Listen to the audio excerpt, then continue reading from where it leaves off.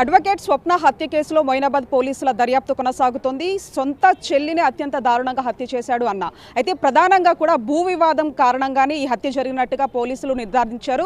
ప్రస్తుతం మనం Moinabad police station దగ్గర ఉన్నాము. ఇప్పటికే అన్న రాజుతో పాటు మరొక వ్యక్తిని కూడా పోలీసులు అదుపులోకి తీసుకోవడం జరిగింది. మరొక వ్యక్తి ప్రమేయం ఉంది అంటూ కూడా ఒకవైపు పోలీసులు భావిస్తూ ఉన్నారు. ఈ కేసుకు సంబంధించి కూడా అన్ని కోణాల్లో దర్యాప్తు చేస్తూ ఉన్నారు. ప్రధానంగా కూడా ఒకవైపు అడ్వకేట్లు సైతం కూడా దీనికి సంబంధించి కొంత విమర్శలు చెప్తున్నటువంటి పరిస్థితి. ఎందుకంటే న్యాయం చేయాల్సినటువంటి అడ్వకేట్స్నే హత్య చేస్తే ఎలా అంటూ కూడా వీళ్ళు ప్రశ్నిస్తూ ఉన్నారు. ఈ నేపథ్యంలో ప్రస్తుతం మనతో మాట్లాడేందుకు అనంతరెడ్డి గారు ఉన్నారు. ఒకసారి మాట్లాడదాము. అనంతరెడ్డి గారు, చెప్పండి, ఈ పరిణామాలకు సంబంధించి అంటే ఒక భూ వివాదం కారణంగా సొంత చెల్లినే హత్య చేశారు. సో ఈ సమస్య గురించి మీ దృష్టికి ఏమన్నా తోటి అడ్వకేట్లకు సంబంధించి ఏమైనా చెప్పుకోవడం జరిగిందా?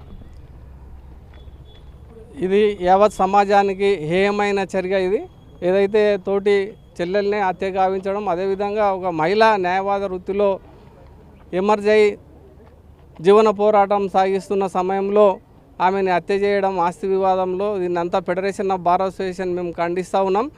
అదేవిధంగా గత ప్రభుత్వం కానీ ఇప్పుడున్న ప్రభుత్వం కానీ రాష్ట్రంలో న్యాయవాద రక్షణ చట్టం తీసుకురావాలని ఫెడరేషన్ ఆఫ్ బార్ అసోసియేషన్ ఎన్నో ఏళ్ళుగా గత 10-12 ఏళ్ళుగా మేము పోరాటం చేస్తూ ఉన్నాం.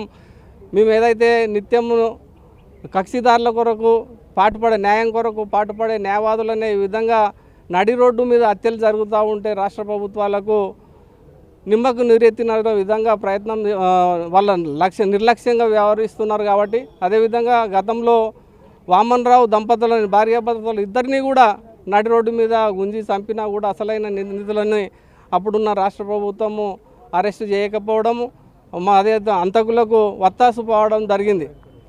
గత 10 ఏళ్లలో ఒక 15 మంది న్యాయవాదులు ప్రతి సంవత్సరము నేల కొరుగుతూ ఉన్నారు.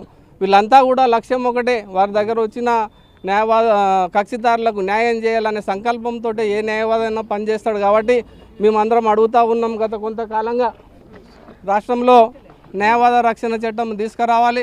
ఏదైతే నిరంతరం న్యాయవాదులు కక్షిదారుల న్యాయం కొరకే పోరాడతారు. కాబట్టి వాళ్ళ మీదనే హత్య జరిగితే మరి ఈ సమాజంలో న్యాయం ఏ విధంగా లభిస్తుంది అని చెప్పి మేము గత కొంతకాలంగా పోరాడుతూ ఉన్నాం. గతంలో మేమంతా పాదయాత్ర కూడా చేపట్టినాం.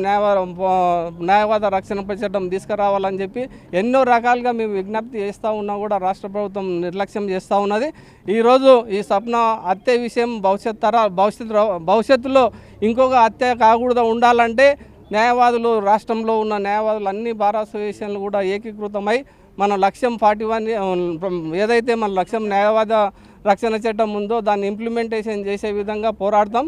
అదేవిధంగా ముఖ్యంగా తెలంగాణలో ఉన్న న్యాయవాదులందరికీ, అదేవిధంగా తెలుగు రాష్ట్రాల్లో ఉన్న న్యాయవాదులందరికీ కూడా విజ్ఞప్తి చేస్తూ ఉన్నాం.